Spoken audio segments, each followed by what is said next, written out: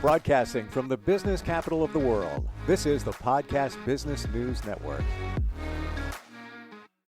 And welcome back, everybody. It really is something that we take for granted every day, driving down the road, the expressway, the freeway, the highway, these big vehicles, the tanker trucks, the big rigs. We take for granted the amount of training that goes into that with the driver, the safety measures, the protocols. And this gentleman here is making it his life's work to make sure that that is safe. He helps a lot of these companies that dispatch these vehicles to make sure that they're safe on the road. I've learned so much in the last couple of months in talking with him. DOTtrainingsolutions.com is his company. Matt Freeman is back with us here on the show. How you doing today? Hey, doing great, Steve. Thanks for having me back. As always, always have a fun conversation here, and lots to talk about and some things to recap on. Hey, before we get started here, I just wanted to say a couple of things. Lost a great coworker over the weekend, Cheryl Bonham. She was a teammate, and when I was an agent with FMCSA, and known her for many years. And when she retired, she came to work for me here with DOT Training Solutions. Great inspiration to our team. Straight cut to the chase kind of gal. You knew where you stood, and just an expert and a friend. I'm going to miss, my company's going to miss, and just a lot of friends out there. If you knew Cheryl, she was a great person, and you always knew where you stood with her. That was the best part about her. So very sorry to hear. Yeah. Thanks, And Steve. I'm blessed and grateful I had the opportunity to meet her on one of these podcasts. Yes. And yeah, ball of fire. And just a good vibe that came from her. That's what I detected. Yeah, you knew where you stood at all times. And if I had to run something by her, that's who I'd call, because I knew right where it was going. Yeah. So she set you straight, or she sat and listened to you, and we could talk regulations and compliance all day long, talk trucks, or we could talk about just our daily lives because we were friends. But Yeah. there was never a dull conversation, and you call it, need a 5-minute talk, and next thing you know, it's an hour later, and we've talked about so much. So big inspiration to me, and stood by me for a long time. And there's always that person whenever you wanted someone to talk to, and they could keep you off that ledge. They just someone to listen to you. So Yeah. anyway, I just wanted to put a shout out to her and family and friends, and she will be missed. Yep. Prayers for her and her family. Yes. You mentioned agent, and we haven't talked about that in a long time. Probably only came up maybe the first time we got together. But I want to circle back on that. Your background, and now you work with companies to make sure that they're safe on the road. But you had a whole different role, back in the day. Tell us about that. Well, back in the day, I was working, state and federal enforcement. As a hazmat specialist, I was a safety investigator. Um, it's different, different areas where you work, different, how should you say it, mannerisms, I guess, different cultures, the way you look at things. Some areas were more strict, where there was no leeway, and some were more about education. And what I mean by that, you never go you don't, if you see violations or things out of whack, you know what the rules are. You got to write them up. But there's also methods of going in and writing up those violations, and at the same time educating that carrier, hey, this is what you did wrong, and you don't want to have to come back, because the more you come back, because more they mess up, those penalties can raise. And depending on if you're doing a state or federal case, depending on what agency you're with, on the federal side, those penalties can be high. Wow. And you're looking at federal penalties versus state penalty. You're looking at for example, when I was with the state, you might have $100 penalty, but if it was a federal violation, well, then you might be looking at $1,000 penalty. Just is in comparison. So when I would go in, we'll work with companies, I was there to find everything I could find, make sure, where the compliance was. You're looking at all the safety aspects, from the bookkeeping side to the drivers to the vehicles, you know, your drug and alcohol, making sure that that complies if it was required, with a CDL vehicle or non-CDL vehicle. Um, so it was different. I was an educator as I am today. So when I would find things wrong with companies, I would do my best to explain to them uh, what was doing wrong. Nobody wanted to see an enforcement guy with a badge come in the door. No one likes that. You know, I had a lot of folks that respected the badge and they just wanted you to get in and get out. Mm. Because when customers come in, they see someone sitting there and they find out the DOT's there, it doesn't look good for business. A lot of times they want you to set off, where you're not in the very front room, where people see you.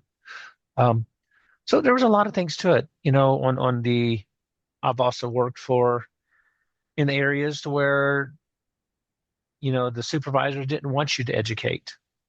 You were there to look for violations, uh, let them know what's going on, and walk out the door. So it's just a culture depending on who you work for, and every supervisor is different. And some want you to look for certain things. Everybody's got their pet peeve. You of course you're there to find violations. That's what the job is. Um, some things stood out more to others. Certain things your eye would catch more than the next person. Um, so there was lots of different ways, and I never really talk about it, but Mm. it's very interesting on when you go into a motor carrier, how much you find, and it just depends on how hard you looked. You're there to do a job. You have your own checklist. You know what they're supposed to comply with, and anything you see that's not following compliance, that's what you write up. So it's different, and every investigator is different. You're all taught the same way. You're taught to read the regulations and how to do your job. But again, someone might walk in and find 15 things. Someone might come in and find 18 things wrong. So it really just depends on your focus, what you trained on, and what you're looking for. As an agent, did you spend some time, call it in the field, for those type of inspections? Or a lot of times did you go to the independent companies and request to look at their records? Sure. On my side of the house, we did all the internal stuff. I didn't do the roadside as a roadside officer like we've interviewed my staff Sure. in the past. My job was to go to the company itself or the terminals and look at the files and the vehicles and talk about the drivers at that period. So we would go in. I always call it the internal side because you're not roadside. Okay, you're not pulling. I don't have I wasn't didn't have lights to go pull people over.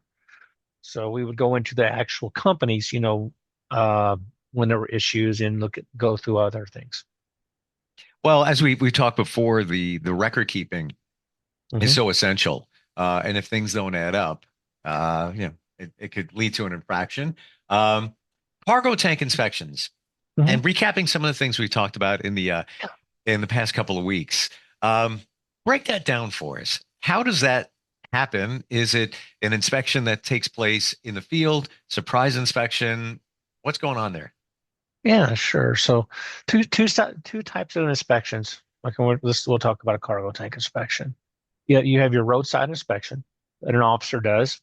Okay, when he's doing a hazmat inspection, he's doing a full inspection, walking around, full visual inspection on that tank. Okay, that's the enforcement side. Anything that stands out that doesn't meet regulations as required, they're gonna find violations. So the next step on a lot of stuff we talked about, recapping, to the in-house stuff, you have your inspectors, your registered inspectors who, when they bring the cargo tanks in, they do an annual inspection on those cargo tanks to make sure that they meet all the requirements of that inspection uh, for that period of time. So you have a visual inspection. They're doing a leakage inspection. Okay. a leakage test, a visual inspection, and then they also do an internal inspection. Okay. So depending on what they're in there for, those are going to be your annual inspections. Okay. So once they get those annual inspections completed, they're going to mark, as we've talked in the past, again, they're going to mark the side of the front left side of that cargo tank. You're going to see the numbers VIK, and you're going to have some dates by them. Okay. Depending on, there may be other testing on there. But to kind of flip back to the roadside inspection, you know, so now that roadside officer is going to be looking at those numbers. So they really go hand in hand, or is one in compliance or is it not in compliance? So that officer is making sure that those inspection dates are accurate and up to date. Because for both sides of them, if the tank leaves out and those inspections aren't updated, so when that officer pulls him over, that's what he's going to be looking for. Therefore, if they don't meet up to date, what happens? The officer's going to write it up. What also in turns from there is if deemed, those reports can go forward. So whenever someone like what I used to do would go into a carrier's office, I'm already looking for that tank because it's out of date. So what I would do? I would go back and look at those maintenance records to see when that was last done. So we went out. First thing you want to make sure, was it current? Did they go ahead and fix the issue, or do we have a trailer out there running with expired inspections on it? So it's kind of a full circle on the inspection process. And with that, is it yearly, or it really depends on the tank itself? It's yearly. So you have a 5-year test.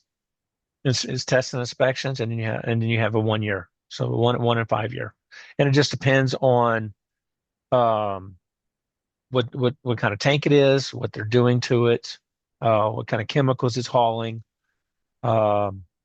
Sometimes certain tests are deemed every year. It may not be for other tanks. Do a lot of companies hire somebody to do the inspections, or it is from like the DOT comes in? No, on the register inspector side of it, on the actual testing inspecting of cargo tanks, that is typically done in-house by a registered inspector. Okay. Or they also have what they call mobile inspectors who go around to different companies and do testing on those sites. Wow. So it's both. So that's their job, essentially, just to go and test. Yes. And inspect. Let's go to cleaning. Is it typically somebody on staff that's certified to clean, or do they call somebody from the outside to come in and do that? Well, depending on the facilities, okay, so there are certain deemed areas that are tank wash facilities, and that's all they do. Okay, they clean tanks as they come in for multiple reasons. Okay, for one, because they're getting inspected; two, because they're changing out chemicals, have to have a clean tank so they can put a new chemical in there. So with that said, sometimes it could be in-house. So if you have a big enough shop, they may have their own cleaning station there. A lot of times, I've only seen a few times where a mobile inspector has a mobile cleaning setup and can go do it, which is a pretty impressive system. And, that's pretty smart there. So he's cleaning, but he's also inspecting. Yes. Mm. So in order to get into the cargo tanks, you want to have a clean tank. You got to make sure everything is safe, no chemicals or fumes or anything of a hazard in that tank. So they have a system that it is the coolest thing I think I've ever seen. But they have it set up where they have their own water tank, they have a waste tank. So as they're cleaning it out, putting the clean water in to pressurize it and spray it down at a high temperature, it's also coming out into another vac that's on another trailer that that pulls all the dirty water out. So it's impressive. I mean, they literally have their own tank wash on wheels. Wow. I have one customer who has one, and I only know of a couple others out there that's even being used. So it's a pretty neat system. Yeah. You think of cleaning a tank, you got to go into a big wash bay and let the guys jump in and do their thing. But a lot of neat stuff out there. There really is. Oh, what'd you say in that you have to clean it before you inspect it, right? Hmm. Hmm. Yeah. So this guy's got it. He's got the lock on it. Right. The And it, convenience in it in itself, right? and he's a mobile inspector, so Right. he's making sure he's safe no matter what the situation is uh, on that side of it. So yeah, it's a pretty unique. Super I clever. wish I could. Yeah, I wish I could show up, but I can't. Yeah. So we talked about the tank cleaning and the danger involved in that, and the culture surrounding that, the mindset of that, and even some quick examples of you could have somebody on the team drops his cell phone in the tank, goes in there to grab it. Hey, just a second. I'll just hold my breath, whatever, and goes in, and there's dangerous vapors, substances in there, and it could take you out just like that. Um, Yes. there's it's I had no idea that could possibly happen, but it's the same thing, I guess, if you're driving and you look down at your cell phone, just like that. Ah, it'll be second. Yep. Ah, wait a minute. Um, who typically would do the cleaning? It's going to be somebody that's certified in that. That's a specialty. Sure. See, you have shops that are set up to do the cleaning. Obviously there's a lot of things that go into it. You don't have to have any special skill. You don't go to a school. You and I can go jump in and start cleaning cargo tanks with the training to do it. Hmm. So there's nothing else, you don't have, there's no certification. It's just you got to meet your OSHA requirements. There's EPA stuff that falls with that because you got wastewater coming out. Um, but yeah, no, it's a serious matter right now. Yeah. And I've been working with some team members and customers on, Doug Vineyard. We talked with him a few weeks ago about changing the culture and trying to get the mindset to think before you react. And some of these guys that have, like we talked, there have been 9 deaths this year. On it, I just had a meeting this morning about the same issue on this culture and what we got to do. People get complacent. It Hmm. happens. Hmm. And my primary goal in anything that we do is to try not to, get people not to be complacent. Teach people not to be with complacency and things. So, you know, look, check, you know, review what you're doing, make set a process up so you don't get into that automatic, oh, I can grab it. Again, people drop things in these things. It happens. Um, Everything seems to be good. Do I need to do one more check? What's your policy say? Right? Policy says you have to do a third check or just whatever they may be looking at, and they jump in. I'm good. You know, it's you can't ever be too safe when it comes to this kind of stuff because this is a dangerous job. It really is. Uh, Yeah. it can be. I would say it could kind of be fun and interesting at the same time because you're looking at a lot of different types of tanks and stuff that come in, but it is dangerous. And just the confined space alone, to be in there, and how many different substances have been in and out of Hmm. that. Wow. Driver awareness. Now we talked with, I think his name was Dave Powell last time we get together. Yes. Uh-huh. Yeah. And I can't remember the exact title of his award, but like Grand Champion Driver. Do you recall what his Uh-huh. He was a designation grand. is? He was a National Tank Truck Carriers Grand Champion Driver of the Year. Wow. And is that based by and large about on safety? Yes. It's all about safety. There's a lot that goes into that, as Dave was saying. They got to go through a process. They aren't just not anybody can go up there. They're selected with their companies, and then they go through a vetting process, and that's how they determine down to the best driver. There's a lot of great contestants, or should I say, drivers that go up for that every year. It's a it's a pretty big it's a pretty big deal. It's not it is a big deal to these drivers to get honored for what they work so hard on.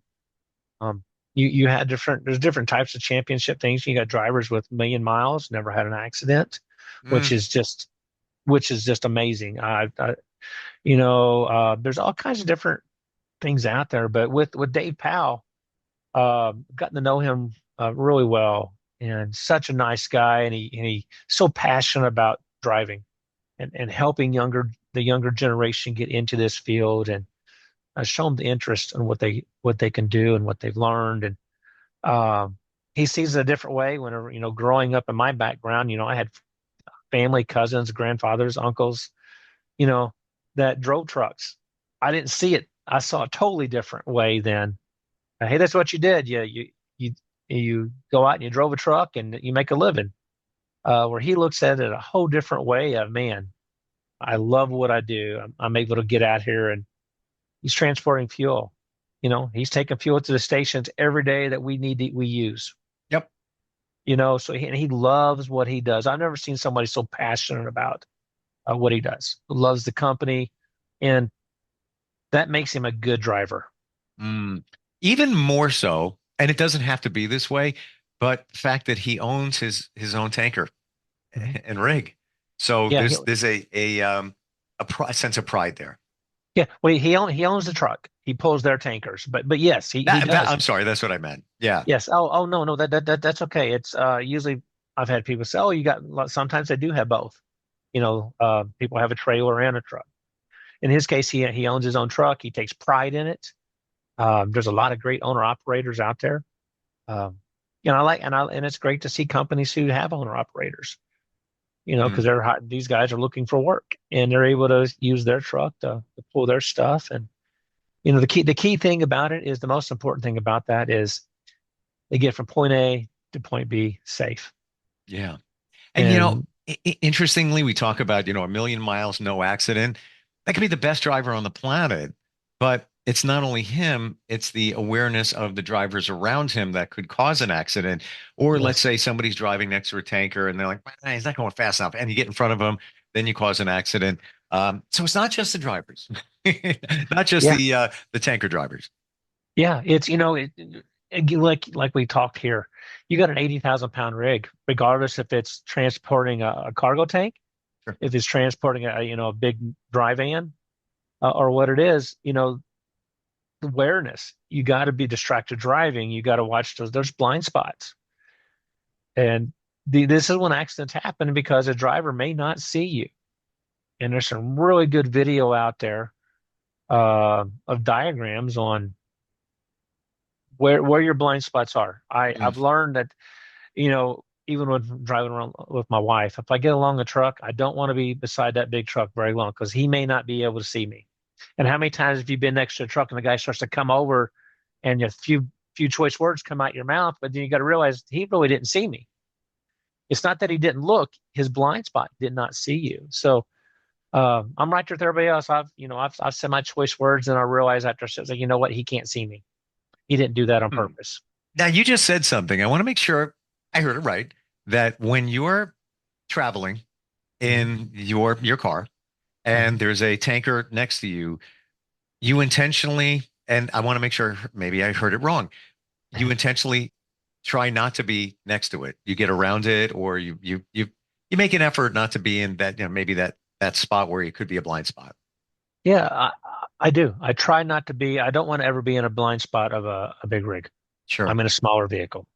Yep. I drive an SUV, uh, and it's not a little vehicle, but it's not a big vehicle. So Hmm. there are blind spots, Yeah. and I make it as a safety caution not to ride next to a rig, no matter what size of the rig, kind of rig it is, very long. I want to make sure I get around, and especially if you're in traffic.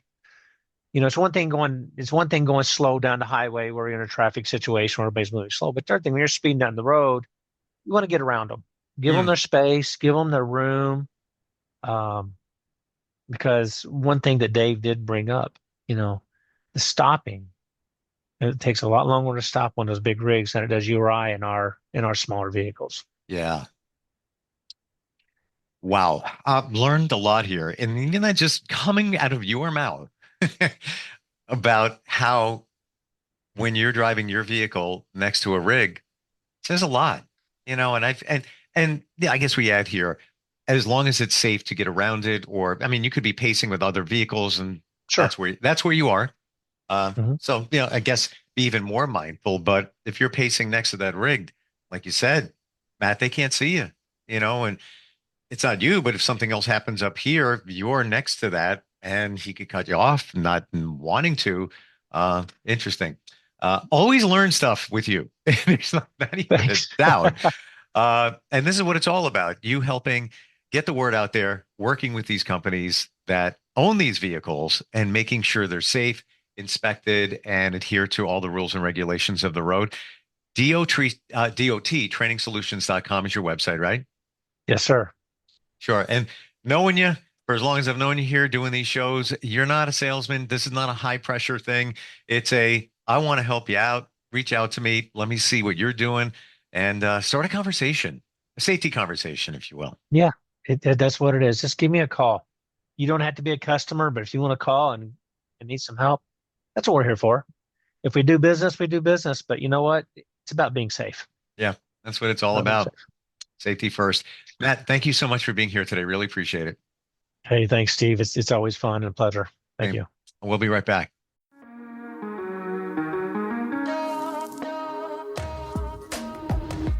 Broadcasting from the business capital of the world, this is the Podcast Business News Network.